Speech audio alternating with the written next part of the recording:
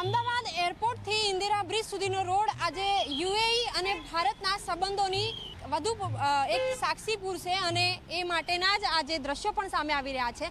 Airport વિસ્તારમાં હાલ હું ઉપસ્થિત છું અને આ એ જ એરિયા છે કે જ્યાંથી પ્રધાનમંત્રી નરેન્દ્ર મોદી રોડ શોનું સંબોધન કરશે અને હાલ એરપોર્ટ ઉપર તમામ જે તૈયારીઓ છે મોટાભાગની તૈયારીઓ પૂર્ણતાના આરે છે અને હાલ આપ બોર્ડ જોઈ શકો છો કે long live India UAE friendship હંમેશા જ ભારતનું એક પક્ષ રહ્યું છે। ગલ્ફ કન્ટ્રીને લઈને ખૂબ સૌહાર્દપૂર્ણ એક મિત્રતા ભારતે કેળવી છે અને એ જ મિત્રતામાં વધુ એક રંગ પૂરાશે, મોરપીંછ ઉમેરાશે। આપ જુઓ કે એક બોર્ડ યુએઈ અને ભારતના સંબંધોને લઈને છે ત્યારે તેની બિલકુલ સામે 28 જેટલા સ્ટેજ લગાવવામાં આવ્યા છે કે જેમાં ગુજરાતની સંસ્કૃતિ હોય કે પછી ભારતના જુદા જુદા રાજ્યોની સંસ્કૃતિ હોય તમામની ઝલક અહીં વિદેશી જે મહેમાન છે તેમની સમક્ષ રજૂ કરવામાં આવશે। આપ જુઓ કે ગુજરાતનું જે સ્ટેજ છે તેના ઉપર ગુજરાતનો જે ઐતિહાસિક વારસો છે, હેરિટેજ છે તેના સ્થાપત્ય મૂકવામાં આવ્યા છે।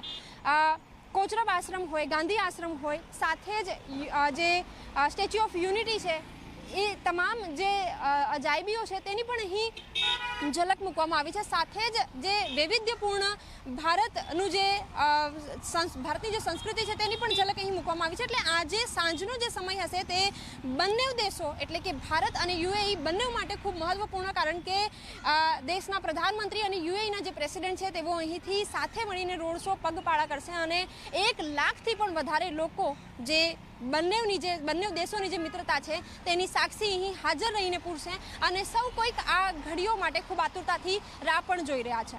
કેમેરામેન શૈલેષ બગડા સાથે સપના શર્મા, ઝી 24।